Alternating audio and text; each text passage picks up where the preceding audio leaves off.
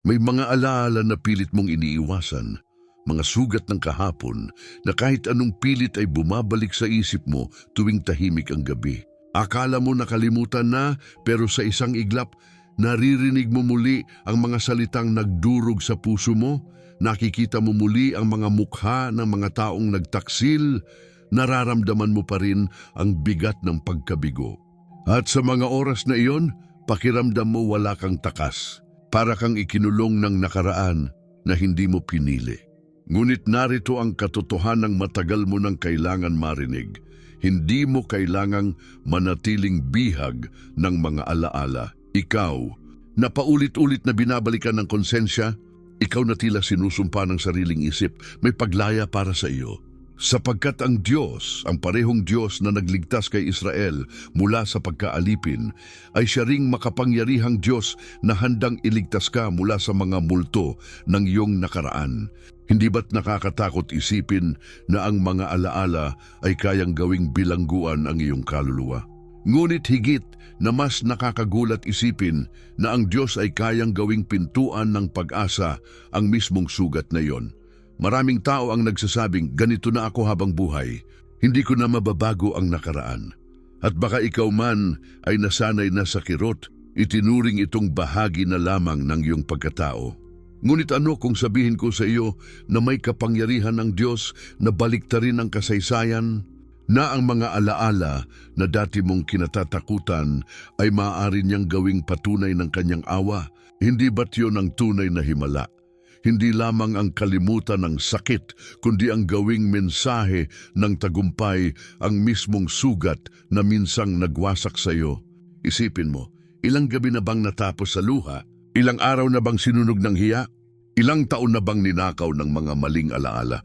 At hanggang kailan mo hahayaang kontrolin ng nakaraan ang hinaharap mo? Sapagkat darating ang sandali na kailangan mong piliin. Mananatili ka bang bihag ng kahapon o tatanggapin mo ang pagliligtas ng Diyos ngayon? At dito nagiging matalim ang kanyang salita. Kung ang anak ang magpalaya sa inyo, tunay nga kayong magiging malaya. Ang bigat ng nakaraan mo ay hindi na kailangang magdikta ng bigat ng kinabukasan. At habang iniisip mo ang lahat ng sugat na iyon, may tinig na bumubulong. Hindi mula sa tao kundi mula sa langit mismo. Anak, hindi ko itinapon ang mga luha mo. Hindi ko kinalimutan ang mga sigaw mo. At hindi ko hahayaang manatili kang alipin ng nakaraan. Ngunit alam mo kung ano ang nakakayanig. Maraming tao ang natutong mahalin ang kanilang sariling tanikala. Natutong yakapin ang sakit dahil iyon na lang ang alam nila. At baka ikaw man, nakatali hindi dahil wala kang tagapagligtas, kundi dahil natakot kang paniwalaan na may bagong kwento pa para sa iyo. At dito pumapasok ang hamon ng Diyos. Pumili ka.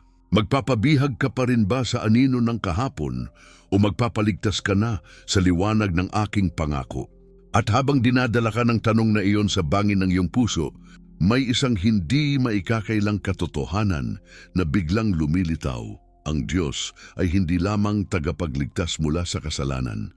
Siya rin ang tagapagligtas mula sa mga alaala na sumisira sa iyo. At ito ang hindi mo inaasahan. Ang mismong sugat na ikinahihiya mo, iyon mismo ang gagamitin niyang patunay na hindi ka iniwan. Ang bagay na akala mo ay katapusan, iyon pala ang simula ng kanyang plano. Kaya na ngayon, habang nakikinig ka, hindi ka nakatali dahil sa bigat ng nakaraan. Nakaupo ka sa harap ng isang pintuan ng kalayaan. At ang tanong, hahakbangin mo ba ito? Sapagkat ang Diyos ay handa. Ang kanyang kapangyarihan ay narito at ang kahapon na nagpahirap sa iyo ay wala ng karapatang magnakaw ng bukas mo. At ang pinakamalupit na alaala ay magiging pinakamalakas na patotoo dahil ang Diyos ay Diyos ng pagliligtas kahit sa pinakamadilim na sulok ng iyong nakaraan. Kung ang sinuman ay nasa kay Kristo, siya'y bagong nilalang. Ang mga dating bagay ay lumipas. Narito, ang lahat ay naging bago. Ito ang ipinahayag ni Apostol Pablo sa ikalawang sulat sa mga taga-Korinto kay Usebitin. Isang pangako na hindi lamang nakatala sa pahina ng Biblia, kundi isang kasunduan ng Diyos sa lahat ng tumatanggap sa Kanya. Ang salita ay malinaw, hindi ka nakatali sa iyong kahapon, sapagkat sa Kanya may bago at may panibagong simula. Nung isinulat ni Pablo ang mga salitang ito, siya mismo ay saksi ng pagbabagong hindi inaasahan. Siya na dating taga-usig ng mga Kristiyano, siyang naging apostol ng Ebanghelyo. Sa isang iglap ng pagkikita kay Kristo sa daan patungong Damasco, ang lahat ng kanyang nakaraan ay nabaligtad. Ang dating alaala ng kanyang marahas na buhay ay hindi na naging sumpa, kundi naging patunay ng kapangyarihan ng Diyos na nagbabago ng tao. Kaya't nang sabihin niyang ang lahat ay naging bago, hindi ito teorya. Ito ay kanyang sariling karanasan ng kalayaan mula sa madilim na alaala ng nakaraan. Kung babalikan natin ang Israel, makikita natin na paulit-ulit silang nabigo sa harap ng Diyos. Naranasan nila ang pagkaalipin sa Ehipto at maraming taon silang nagbitbit ng sugat ng pagiging alipin. Ngunit sa gitna ng kanilang kawalan ng pag-asa, binigkas ng Diyos sa pamamagitan ni Propeta Isaias. Huwag ninyong alalahanin ang mga dating bagay, ni isipin pa ang mga nanguna. Narito, ako'y gagawa ng bagong bagay. Ngayon yao'y lalabas. Hindi ba ninyo ito malalaman? Isaias 43:18-19. Isang malinaw na utos at kasabay nito ay isang pangako. Hindi ka dapat ikulong ng nakaraan sapagkat ang Diyos ay gumagawa ng bago. Sa espiritual na kahulugan, ang pangako ay nagsasabing hindi lamang niya binubura ang kasalanan, binabago rin niya ang alaala. Hindi ito nangangahulugang mawawala ang bawat sugat o bakas ng kahapon, kundi higit pa roon, ang dating sugat ay nagiging marka ng kagalingan. Ang mga alaala na minsan ay puno ng hiya ay nagiging mensahe ng katapangan at patotoo. Kaya't kung iniisip mo na ang mga alaala ng kahapon ay habambuhay mong pasan, tandaan mo, ang Diyos ay hindi lang nag-aalis. Siya'y muling lumilikha. Isipin mo ito ng mas malinaw. Sa buhay ng isang tao na nasaktan ng pagtataksil, ang bawat alaala ng kasinungalingan ay parang lason na paulit-ulit na pumapatay ng tiwala. Ngunit nang tanggapin niya ang pangako ng Diyos, natutunan niyang patawarin at ang sugat na iyon ay naging lugar ng paglago. Hindi ba't ganito rin ang ipinakita kay Jose na itinakwil ng sariling mga kapatid at ipinagbili bilang alipin? Ang kanyang nakaraan ay puno ng sakit at pagkakanulo. Ngunit nang siya'y nasa tuktok na ng kapangyarihan sa Ehipto, sinabi niya sa kanyang mga kapatid, "Kayo'y nag-isip ng masama laban sa akin, ngunit pinapaging mabuti iyon ng Diyos." Genesis 50:20. Isang alaala ng sakit na ginawang hakbang para sa plano ng Diyos. Kung titingnan sa kasalukuyang panahon, madali nating makita ang bigat ng mga alaala. Isang tao ang nawala ang trabaho at dinadala hanggang ngayon ang hiya at takot na iyon. Isang ina ang paulit-ulit na naririnig sa kanyang isipan ang mga salita ng panghuhusga. Isang anak ang hindi makaalpas sa mga alaala ng pagkukulang sa kanyang magulang. Ngunit sa harap ng lahat ng ito naririnig ang pangako, "Ako ang inyong Diyos na nagpapahid ng inyong mga pagsuway, alang-alang sa akin, at hindi ko aalalahanin ng inyong mga kasalanan." Isaiah 43:25. Hindi lamang pinatawad, kundi kinalimutan ng Diyos. At kung ang Diyos mismo ang nagpasya na huwag alalahanin ang nakaraan, bakit mo hahayaang alipinin ka nito? Hindi aksidente na ang Biblia ay puno ng mga kwento ng pagbabagong nagmula sa abo ng kahapon. Ang babae sa balon na dinadala ang bigat ng kanyang kahihiyan, nakatagpo kay Jesus at ang kanyang pangalan ay naging patotoo ng buhay na tubig. Ang maniningil ng buwis na si Zaccheo na dati kinamumuhian ng bayan, nakatagpo ng pag-ibig at ang kanyang alaala ng kasakiman ay napalitan ng bagong buhay ng pagbabalik loob. Kaya't huwag mong isipin na ang pangako ng bagong simula ay para lamang sa mga bayani ng kasaysayan. Ito ay para sa iyo. Oo, para sa iyo na araw-araw ay tinutugis ng alaala ng kabiguan. Para sa iyo na iniisip na huli na ang lahat. Para sa iyo na nadarama ang bigat ng hiya. Sapagkat ang Diyos ay may mensahe, ang kahapon ay hindi kayang talunin ang bukas na hawak niya. Kapag inangkin mo ang pangako, Ang dating sugat ay hindi na magiging tanikala, kundi magiging ebidensya ng kanyang kabutihan. Ang dating pangit na alaala ay magiging paalala ng bagong buhay na ibinigay niya, kaya't huwag mong hayaang magnakaw ang nakaraan ng iyong kinabukasan. Sapagkat ang Diyos na nagbigay ng pangako ay tapat. At kung sinabi niyang lahat ay magiging bago, makakatiyak ka. Gagawin niyang totoo iyon sa iyong buhay at dito mo dapat makita ang mas malalim na bagay. Kung ang Diyos ay kayang baguhin ang isang tao, ang isang bansa at ang isang kasaysayan, gaano pa kaya ang kakayahan niyang baguhin ang iyong personal na alaala? Huwag mong ipagpaliban ang paniniwala sapagkat sa sandaling yakapin mo ang kanyang pangako, magsisimula ang proseso ng pagbabagong hindi mapipigilan. At kapag nakita mo ito sa iyong sariling buhay, mauunawaan mong hindi pa tapos ang Diyos sa iyo. Ang pinakamabigat na alaala ng nakaraan ay siya mismong magiging daan para makita mong mas malaki ang kanyang pag-ibig kaysa sa iyong sugat. At kung iisipin mong tapos na ang lahat dahil sa bigat ng nakaraan, ito ang paalala. Ang Diyos ay gumagawa ng bago kahit ngayon, kahit sa mismong sandaling ito. At sa pagtanggap mo, masusumpungan mo na ang pangako ay hindi lamang kasaysayan. Ito ay buhay, ito ay totoo, at ito ay sa iyo. Kapag tiningnan mo ang mundong iyong ginagalawan ngayon, hindi ba't malinaw na ang bawat tao ay may bit-bit na alaala ng sakit? Ang isa ay nagdurusa sa hiwalayan na bumago sa kanyang pagkatao. Ang isa ay nawala ng trabaho at araw-araw ay inuusig ng takot na hindi na muling makakabangon. May mga pamilya na nabasag dahil sa mga salita ng galit na hanggang ngayon ay paulit-ulit na tumatama sa kanilang isipan. Sa balita, nakikita mo ang mga digmaan, mga bata na lumalaki na may trauma, mga bansa na tila walang kasiguraduhan sa kinabukasan, at marahil ikaw mismo ay naglalakad sa gitna ng lahat ng ito, dala ang bigat ng mga pangit na alaala ng nakaraan. Ngunit kung iisipin mo, hindi ito bago. Ang mga tao sa panahon ng Biblia ay nakipagbuno rin sa parehong mga tanong. Ang mga Israelita pagkatapos palayain mula sa pagkaalipin sa Ehipto ay palaging bumabalik ang kanilang isip sa kanilang mga sugat. Paulit-ulit nilang iniisip ang mga hirap, ang mga kahihiyan, at dahil dito ay hindi nila makita ang kalayaan na nasa kanilang harapan. Ganon din ngayon. Maaaring pinalaya ka na ng Diyos sa maraming bagay, ngunit hinahabol ka pa rin ng alaala. Tingnan mo ang isang ina na nagtataguyod mag-isa sa kanyang mga anak. Sa bawat gabi, kapag natutulog na ang lahat, bumabalik sa kanyang alaala ang mga panahong siya ay iniwan at pinagtaksilan. Ang isang ama na nawalan ng trabaho ay araw-araw nakikita ang alaala ng kanyang kabiguan sa bawat dingding ng kanilang tahanan. Ang isang kabataan na nasaktan ng masasakit na salita ay bit-bit hanggang ngayon ang tinig ng panghuhusga kahit wala na ang taong nagsabi nito.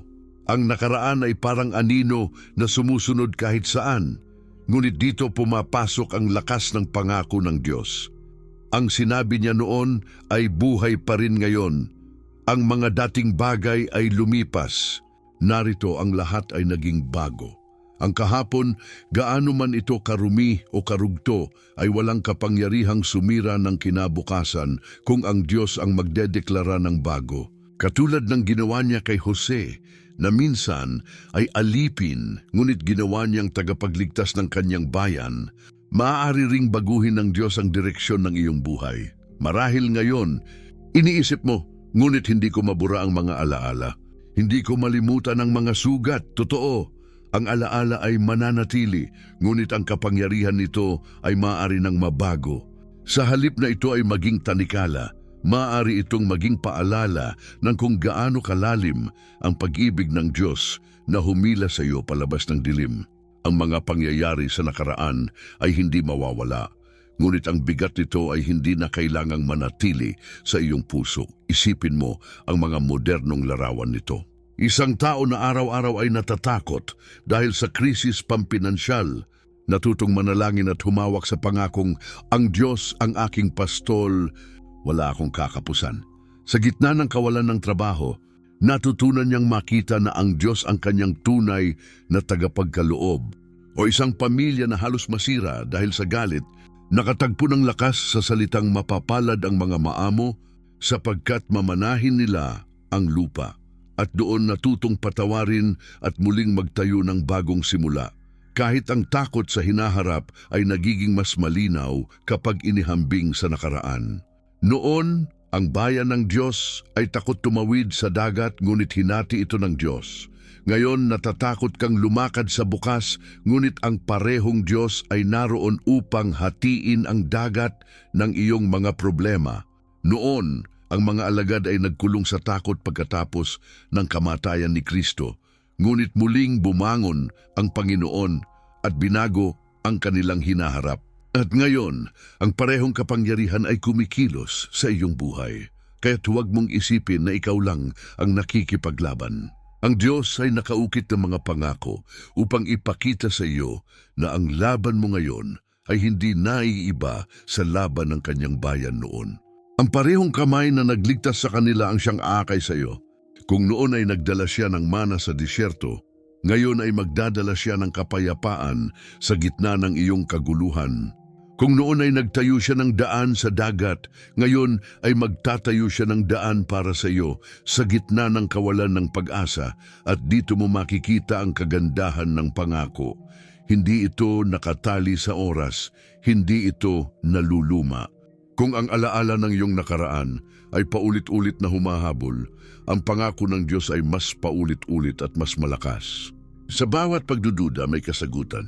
Sa bawat hiya may pag-asa. Sa bawat luha, may pangakong kapalit na kagalakan. Kaya't sa mga oras na iniisip mong hindi mo na kayang lumaban, alalahanin mo, ang pangako ay hindi nagbago.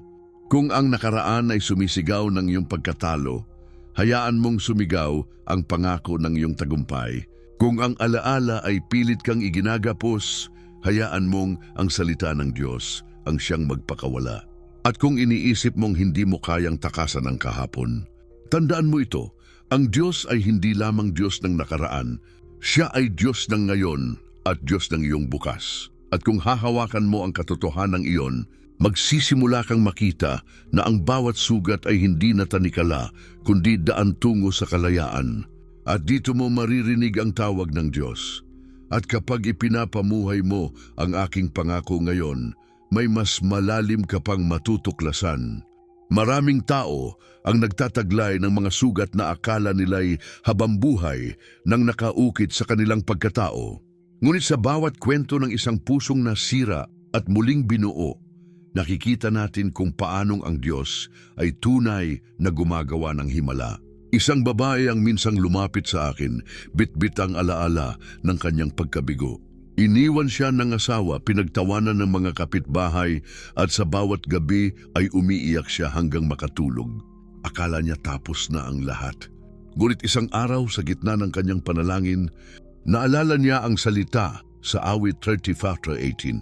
Ang Panginoon ay malapit sa mga may pusong wasak at inililigtas ang mga bagbagang loob. At doon, unti-unti niyang nakita ang pagbabago. Ang alaala ng pagkakanulo ay hindi na naging tanikala. Ito ay naging patotoo ng biyayang nagtayo sa kanya mula sa abo ng kahapon. Mayroon ding isang lalaki na minsan ay dinurog ng kahihiyan dahil sa pagkabagsak sa negosyo. Ang bawat kaibigan ay iniwan siya at ang bawat alaala ng kabiguan ay parang tinig na paulit-ulit na bumubulong. Wala ka ng halaga. Ngunit sa kanyang pagbagsak ay nakatagpo siya ng lakas sa Jeremias 2:11, sapagkat nalalaman ko ang mga panukala na iniisip ko sa inyo, mga panukalang ikabubuti at hindi ikasasama, upang bigyan kayo ng pag-asa sa hinaharap.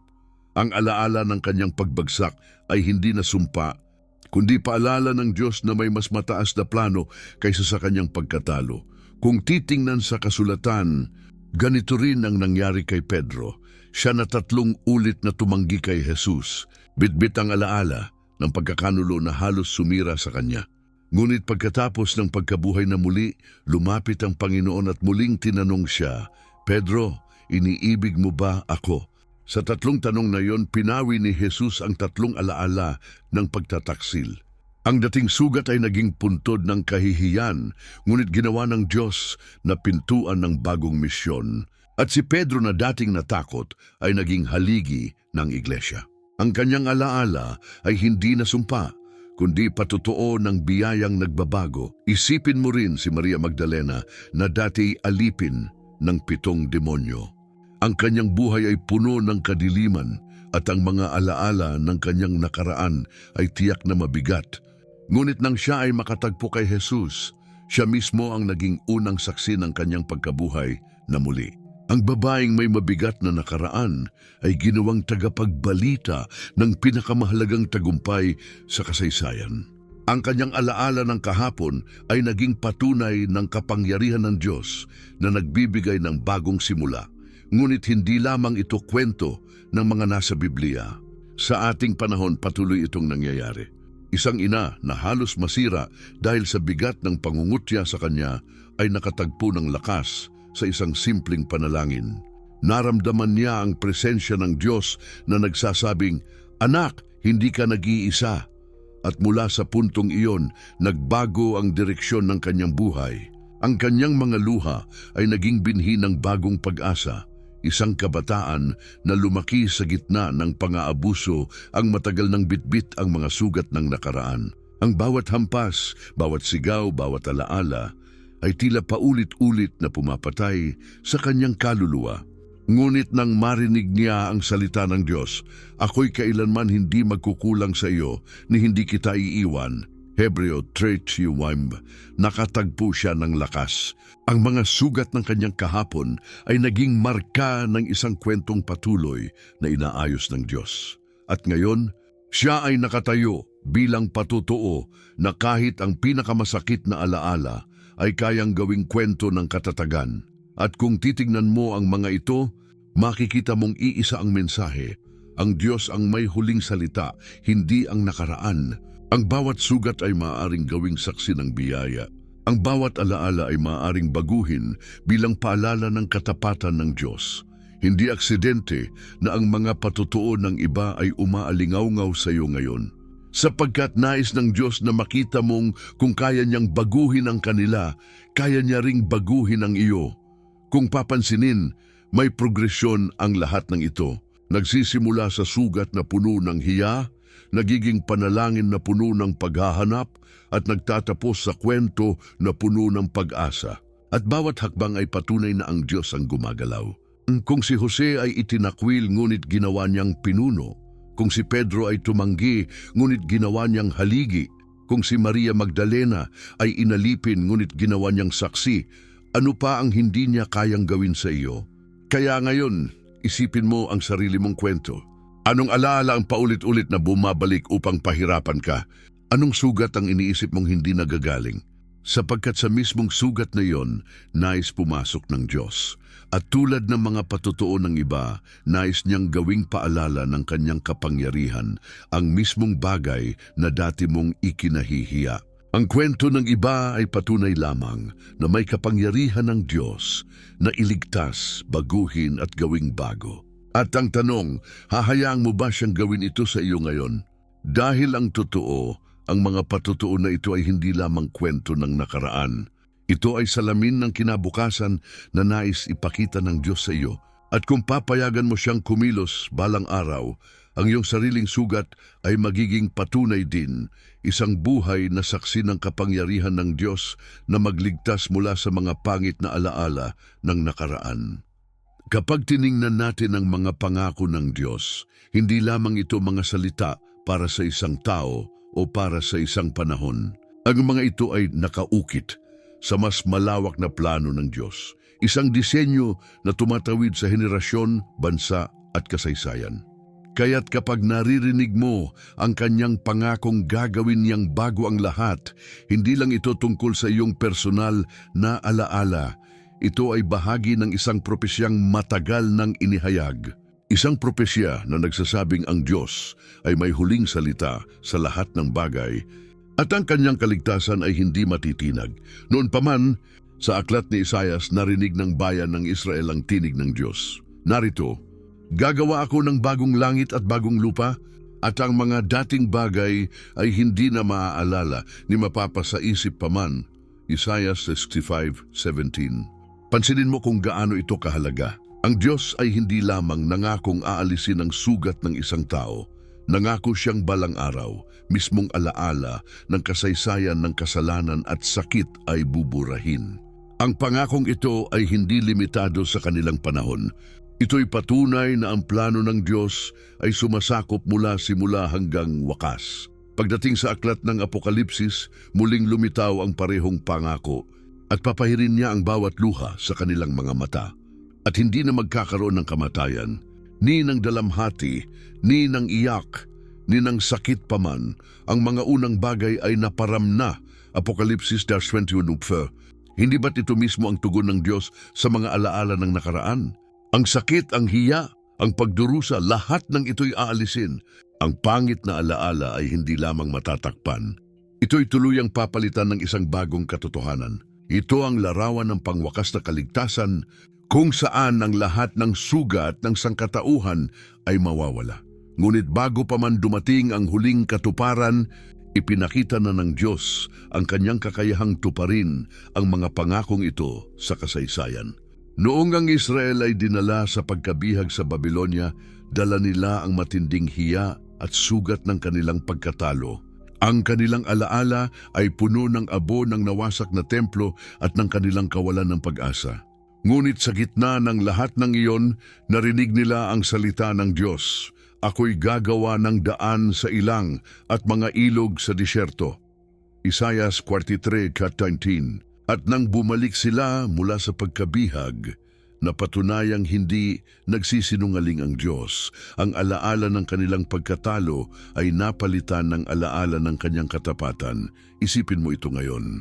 Sa gitna ng digmaan, krisis at kaguluhan sa mundo, maririnig mo ang parehong propetikong tinig, hindi pa ako tapos. At kung paano tinupad ng Diyos ang kanyang pangako sa mga nakaraan, siya ring Diyos na gagawa ng bago ngayon. Ang iyong personal na sugat ay hindi hiwalay sa kanyang mas malawak na plano. Ito'y nakapaloob sa isang kwento na mas dakila kaysa sa iyo, kwento ng Diyos na muling bumubuo ng lahat ng bagay. Marami sa atin ang nagtatanong, paano kung hindi na magbago ang sitwasyon? Paano kung habang buhay ko nang dala ang alaala ng sakit? Ngunit tandaan mo, ang mga pangako ng Diyos ay hindi lamang ukol sa ngayon. Ang ilan ay natutupad agad, ang ilan ay sa tamang panahon, at ang ilan ay para sa hinaharap na hindi pa natin nakikita. Ngunit lahat ay tiyak, tulad ng sinabi sa Habakuk 2:2-3. Sapagkat ang pangitain ay sa takdang panahon pa, ngunit nagmamadali patungo sa wakas at hindi magsisinungaling. Bagaman mag-antala, hintayin mo, sapagkat walang pagsalang darating hindi magluluwat. Kung iisipin mo, ang mga alaala ng sugat ng nakaraan ay parang mga bakas ng kasaysayan ng sangkatauhan.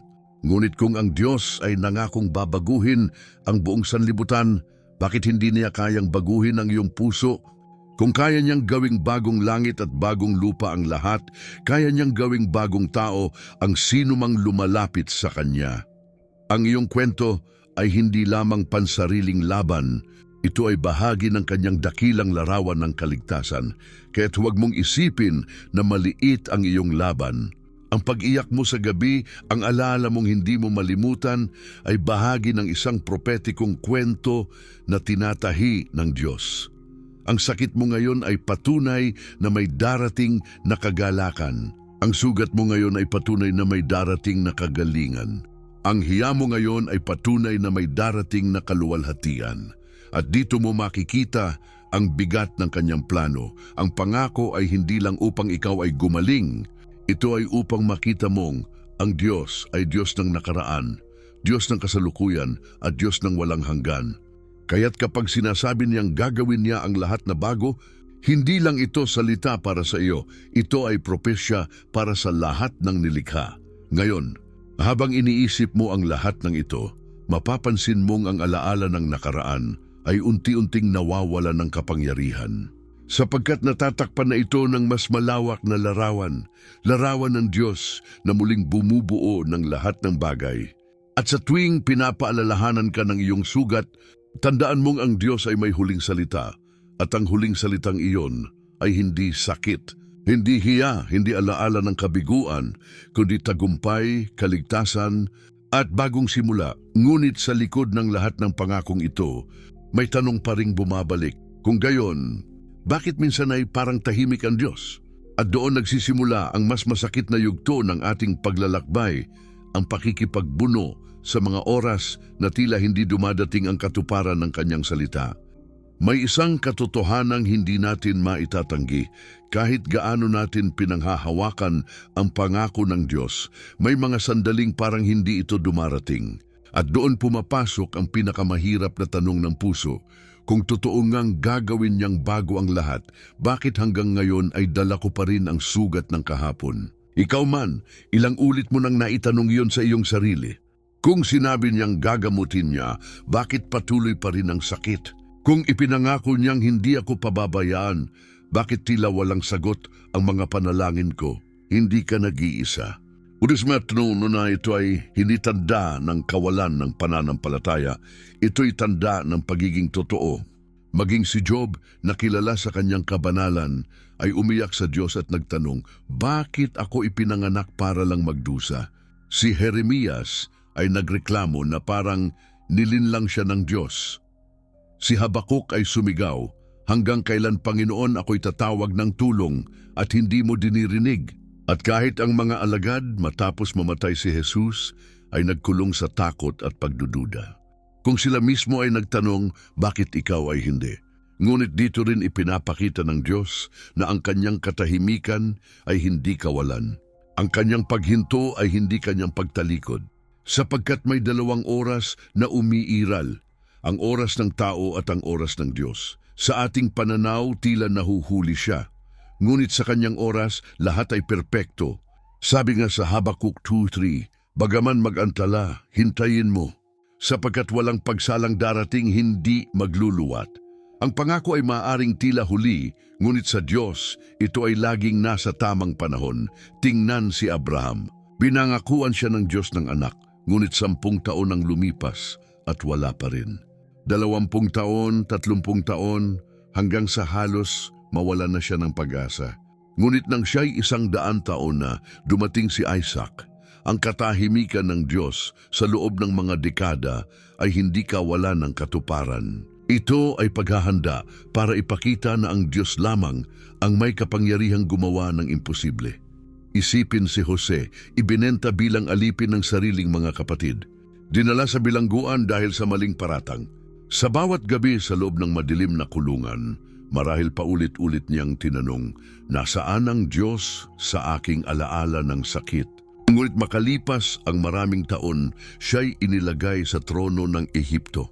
Ang mga taon ng katahimikan ay hindi paglimot, kundi paghubog. At nang dumating ang tamang oras, ang kanyang sugat ay naging daan ng kaligtasan para sa marami. At hindi ba ganun din ang nangyari sa bayan ng Israel? 400 taon silang nasa ilalim ng katahimikan ng langit bago dumating si Kristo.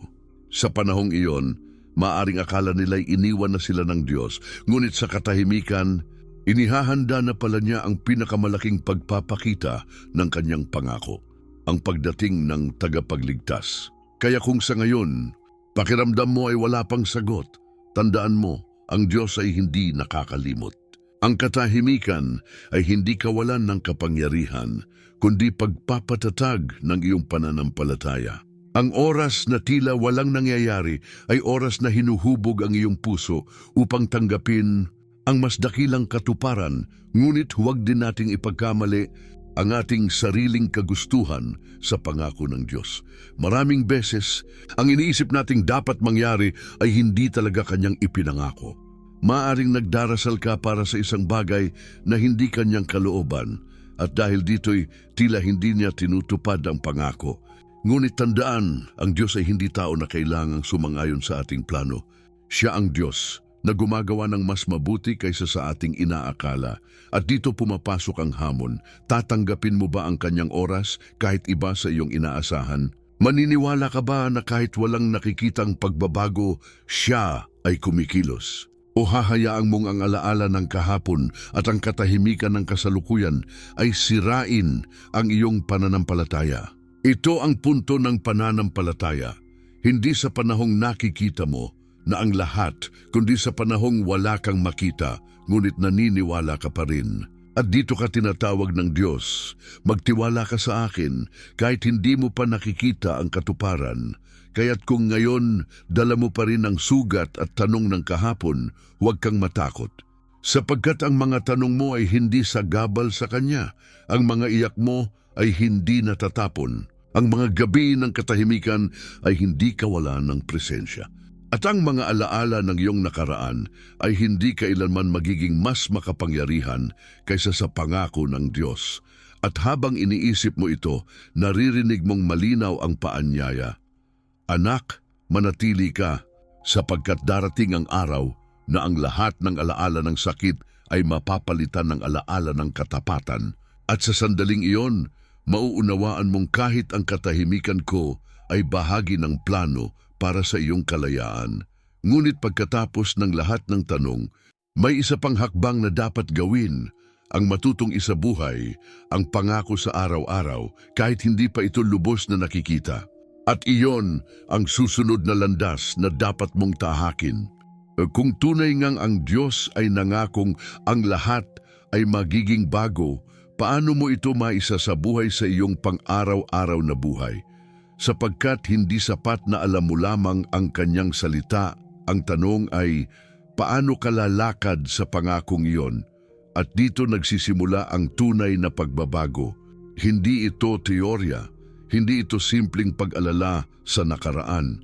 Ito ay hakbang ng pananampalataya, araw-araw, oras-oras, na nagtitiwala ka na ang Diyos ay gumagawa ng bago sa iyo. Unang hakbang, hawakan ang salita ng Diyos sa iyong bibig.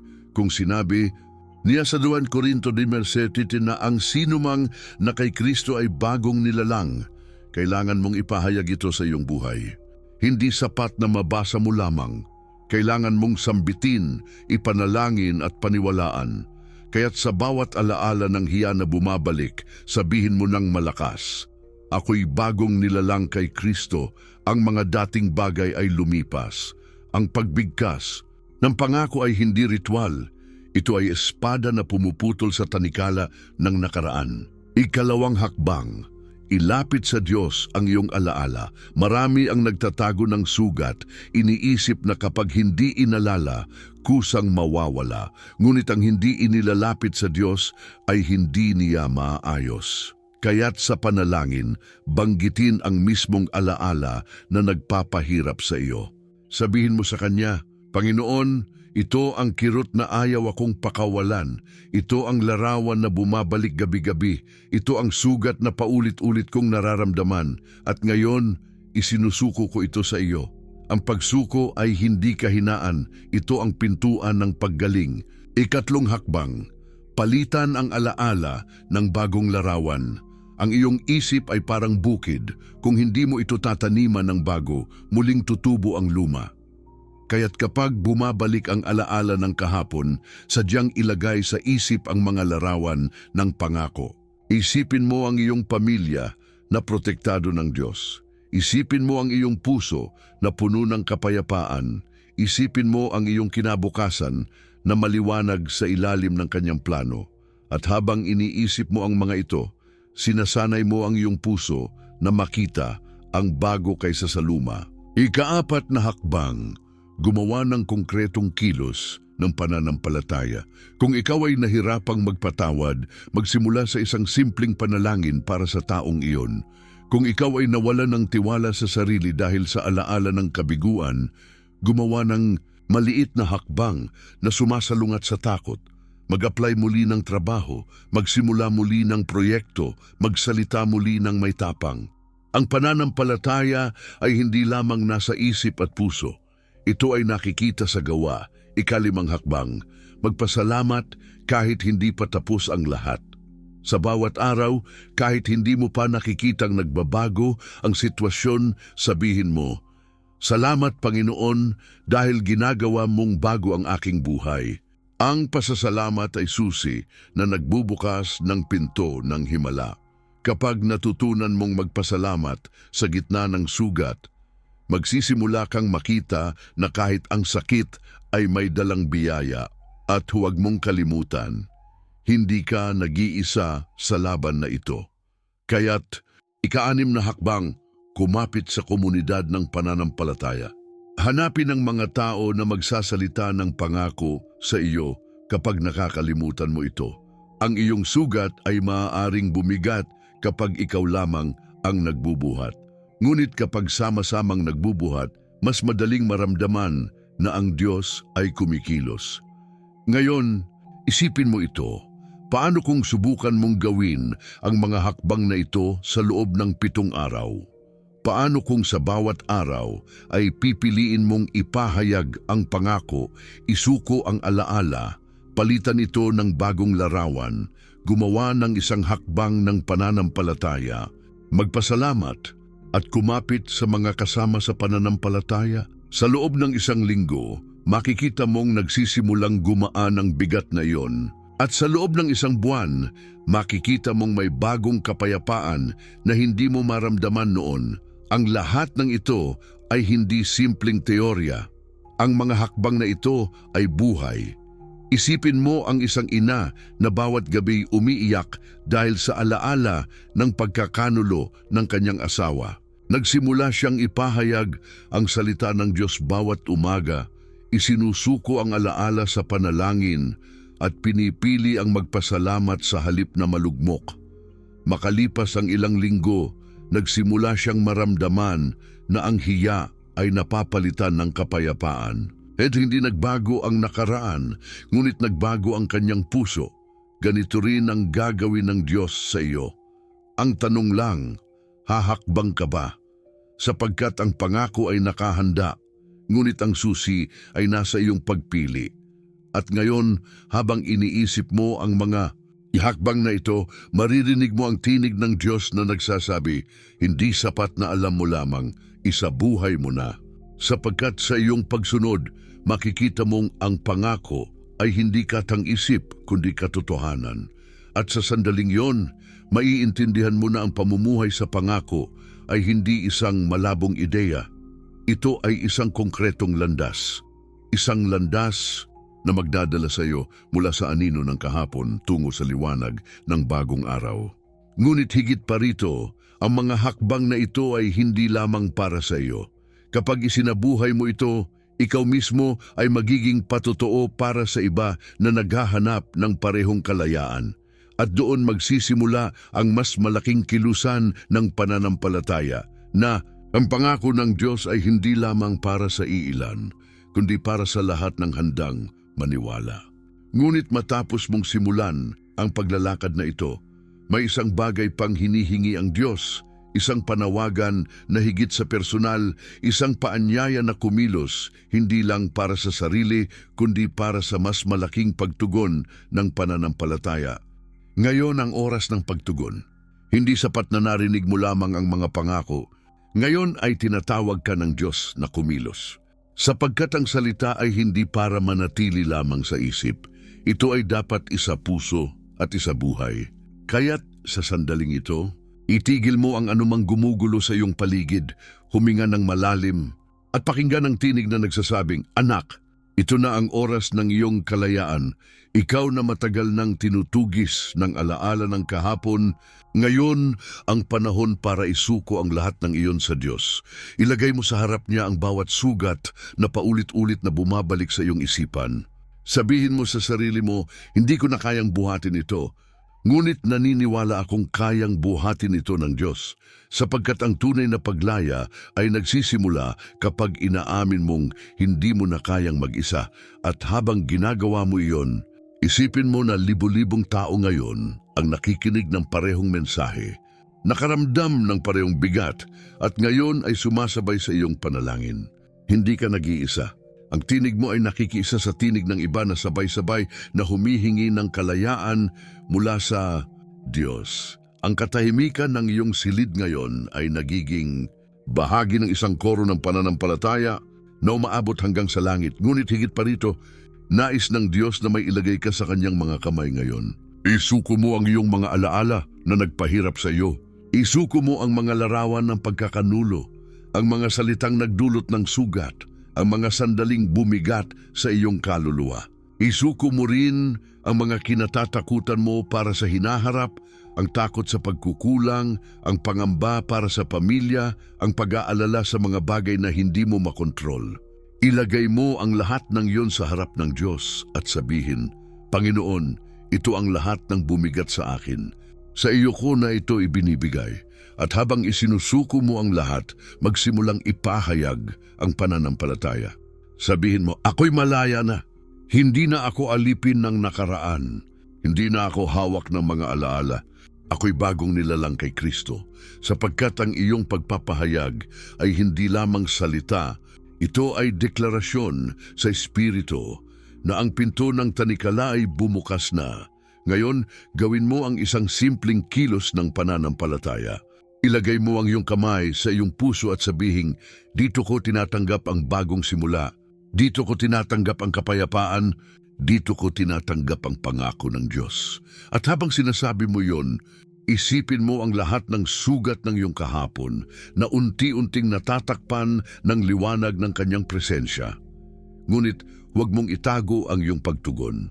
Sabihin mo rin ito ng hayagan, sumulat ka ng isang pananalig sa ibaba, sa mismong komento ng mensaheng ito.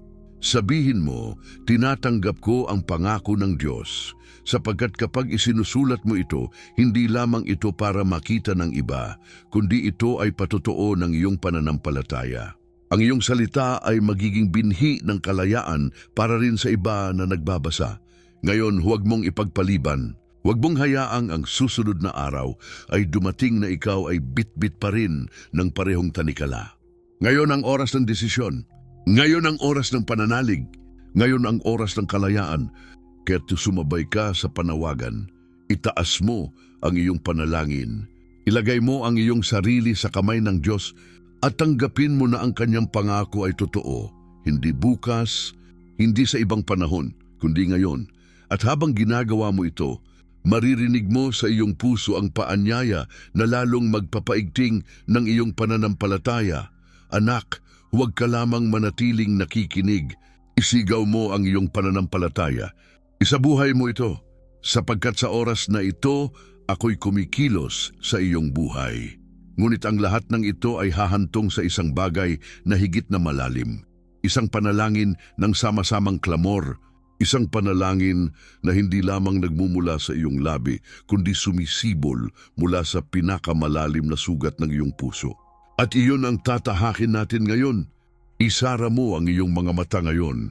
Ilagay ang iyong kamay sa iyong dibdib at hayaang ang bawat salita ay maging panalangin na magmumula hindi lamang sa iyong bibig, kundi mula sa kaibuturan ng iyong puso. Sapagkat narito tayo sa harap ng Diyos na tapat sa kanyang pangako. Panginoon, narito ang iyong mga anak. Dumudulog kami sa iyo na may mga pusong wasak, mga alaala ng kahapon na paulit-ulit na nagdadala ng sakit at mga sugat na matagal nang hindi gumagaling. Ngunit sa oras na ito, idinedeklara namin ang iyong salita. Kung ang sino man ay na kay Kristo, siya ay bagong nilalang. Ang mga dating bagay ay lumipas, narito, ang lahat ay naging bago. O Diyos, inaangkin namin ang pangako mong iyon. Inaangkin namin na ang bawat tanikala ng nakaraan ay napuputol ngayon sa pangalan ni Jesus. Inaangkin namin na ang bawat alaala ng kahihiyan ay natatakpan ng iyong dugo. Inaangkin namin na ang bawat kasalanan na dati naming bitbit ay hindi na kailanman babalik upang hatulan kami, sapagkat ang iyong krus ang siyang sumagot sa lahat. Panginoon, sa harap mo, isinusuko namin ang lahat. Ang mga sugat, ang hiya, ang luha, lahat ng ito ay inilalagay namin sa iyong paanan. Ngayon, Panginoon, inaangat namin ang aming mga pamilya. Ang bawat anak na natatakot, bawat ina na umiiyak, bawat ama na nawalan ng tiwala sa sarili, sila'y iyong hawakan. Palitan mo ang kanilang mga alaala ng kapayapaan. Palitan mo ang kanilang mga takot ng pag-asa. Palitan mo ang kanilang mga gabi ng iyak ng umagang puno ng awit ng kagalakan. Inaangkin namin ang iyong salita sa Apokalipsis 21:4 na nagsasabing, papahirin mo ang bawat luha at wala ng sakit at wala ng kamatayan. O Diyos, gawin mo itong totoo ngayon sa aming mga puso.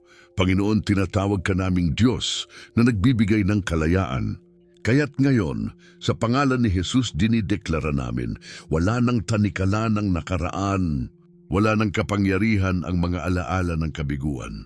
Wala nang bisa ang mga salita ng tao na sumira sa amin, sapagkat narito kami ay malaya na. Narito kami ay pinalaya ng iyong kapangyarihan. At kung ang anak ang nagpalaya sa amin, tunay nga kaming malaya. O Diyos, naririto rin ang aming mga pangangailangan. Naririto ang mga bahay na kulang sa pagkain, ang mga pusong kulang sa pag-ibig, ang mga kaluluwang kulang sa pag-asa. Inaangkin namin ang iyong pangakong ikaw ang aming pastol at wala kaming kakapusan. Sa bawat pamilya na nagugutom, magbigay ka ng biyaya. Sa bawat pusong sugatan, magbigay ka ng kagalingan. Sa bawat takot na nagkukubli sa aming kaluluwa, magbigay ka ng tapang. Sapagkat ikaw ang Diyos na hindi nagkukulang, ikaw ang Diyos na hindi lumilimot, ikaw ang Diyos na laging naririto. At higit sa lahat, Panginoon, dinideklara namin na ang bawat sugat ng nakaraan ay hindi na sumpa kundi magiging patotoo. Ang bawat alaala ng hiya ay magiging alaala ng iyong katapatan. Ang bawat luha ay magiging binhi ng bagong simula. Kaya't ngayon, Panginoon, binibigkas namin ng may pananampalataya. Ako ay bago, ang aking pamilya ay bago, ang aking kinabukasan ay bago, ang lahat ng bagay ay bago kay Kristo. At habang sabay-sabay naming binibigkas ang panalangin na ito, alam naming hindi kami nag-iisa. Libu-libong tinig ngayon ang nagkakaisa, libu-libong puso ang nagsusumamo, at ang aming sama-samang panalangin ay umaabot hanggang sa iyong trono. O Diyos, pakinggan mo ang aming sigaw. Hindi namin kayang mag-isa, ngunit sa iyo kami nananampalataya. Kaya't ngayong oras na ito, idinedeklara namin na ang lahat ay nasa iyong mga kamay. Ngayon, Panginoon, tatapusin namin ang panalangin na ito na may lakas ng pananampalataya. Sa pangalan ni Jesus, tinatanggap namin ang kalayaan. Sa pangalan ni Jesus, tinatanggap namin ang kapayapaan. Sa pangalan ni Jesus, tinatanggap namin ang bagong simula. At lahat ng nakikinig ngayon ay magsasabing, Amen, ako'y naniniwala. Amen, ako'y malaya. Amen, ako'y bago. At sa pagtugon na yun, alam namin na nagsimula na ang isang bagong kabanata sa aming mga buhay. Sapagkat ang iyong pangako ay totoo at sa iyo lamang kami nagtitiwala, ngayon at magpakailanman. Ngayon ay panahon upang hayaang manahimik ang iyong puso at tanggapin ang kapayapaan na nagmumula lamang sa Diyos. Matapos ang matinding panalangin, mahalaga na marinig mo ang banayad, ngunit makapangyarihang tinig na nagsasabing, Ako ay tapat sa aking pangako. Sapagkat totoo, ang Diyos ay hindi nagkukulang at hindi kailanman nabigo. Siya na tumupad ng kanyang salita sa mga henerasyon bago ka pa ipinanganak, ay siya ring Diyos na tutupad ng kanyang pangako sa iyo ngayon. Isipin mo ang kanyang salita sa Isaias 41:5-10. Huwag kang matakot, sapagkat ako'y sumasa iyo. Huwag kang manglupaypay, sapagkat ako'y iyong Diyos. Aking palalakasin ka. Oo, aking tutulungan ka. Oo, aking aalalayan ka ng kanang kamay ng aking katuwiran. Ano pa ba ang higit na katiyakan kundi ito na ang Diyos mismo ang nagsasabing huwag kang matakot dahil siya ang kasama mo.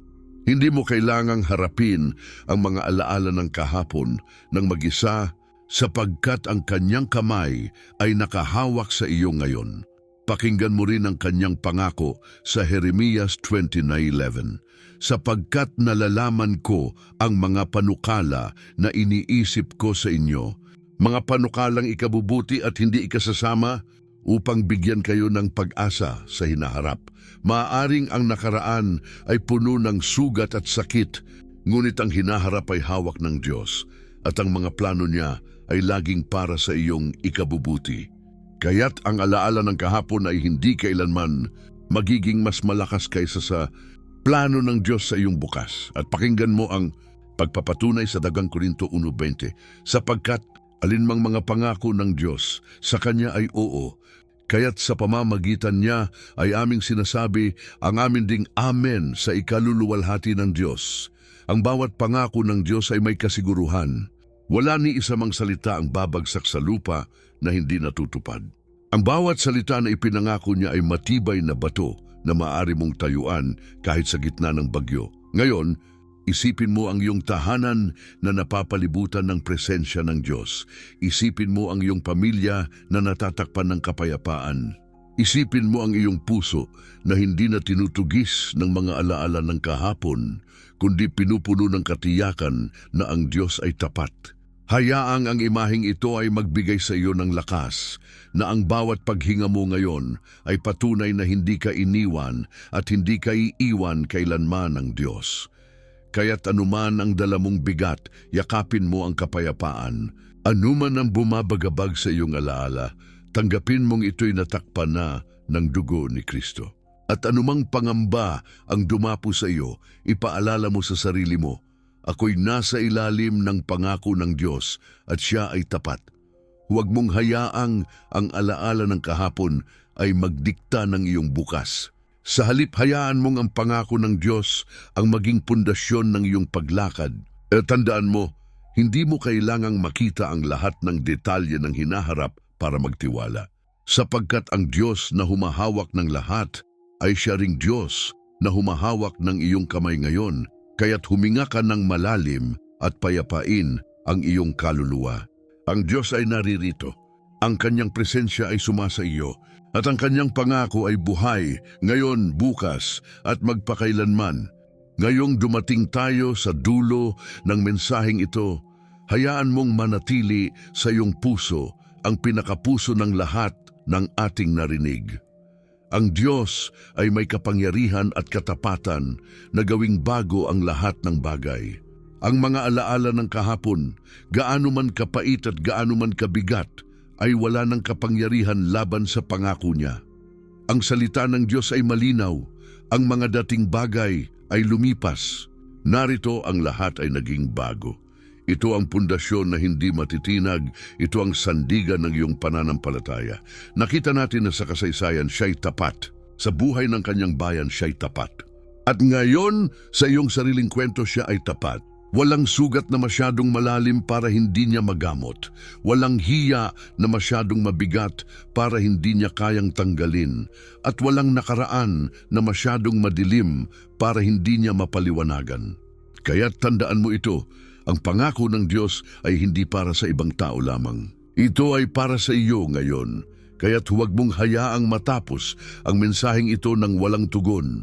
Kung tunay mong naniniwala na ang Diyos ay gumagawa ng bago sa iyong buhay, ipahayag mo ito.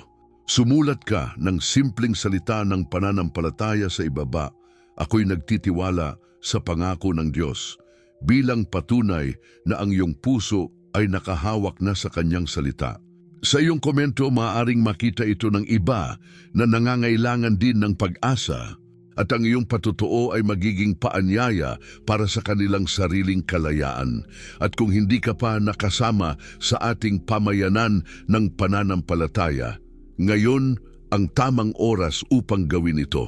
Pindutin mo ang pindutan ng pag-subscribe, i-activate ang kampanilya, at maging bahagi ng pamilyang ito na araw-araw ay umaasa at kumakapit sa mga pangako ng Diyos. Sapagkat dito, hindi ka naglalakbay mag-isa, kasama mo ang libu-libong nananalig, nagdadasal at umaasa sa parehong Diyos na tapat noon, ngayon, at magpakailanman. Ibahagi mo rin ang mensaheng ito sa isang kaibigan, isang kamag-anak o sino mang alam mong nangangailangan ng pag-asa, sapagkat baka ang simpleng pagbabahagi mo ay maging daan ng pagbabago sa kanilang buhay. At sa bawat panonood, sa bawat pakikinig, lumalawak ang saklaw ng pangako ng Diyos sa mas marami pang puso. Alalahanin mo, ang mga pangako ng Diyos ang lupaing matibay sa gitna ng bagyo. Ang salita niya ang nagbibigay ng liwanag sa gitna ng dilim, at ang presensya niya ang katiyakan na hindi mo kailangang bumalik sa anino ng kahapon. Kaya't humawak ka, magpatuloy ka, at huwag mong bibitawan ng katotohanan. Ang Diyos ay tapat at siya ay laging gumagawa ng bago. At sa ating pagtatapos, hayaan mong ang huling salitang manatili sa iyong puso ay ito, hindi ka nag-iisa. Kasama mo ang Diyos, kasama mo ang isang pamayanan ng pananampalataya, at kasama mo ang isang kinabukasang hinubog ng kanyang mga pangako. Kaya't magpatuloy kang maniwala, sapagkat ang iyong kwento ay hindi natatapos sa alaala ng kahapon. Ito ay nagsisimula sa pangako ng Diyos na laging bago, laging buhay, at laging totoo.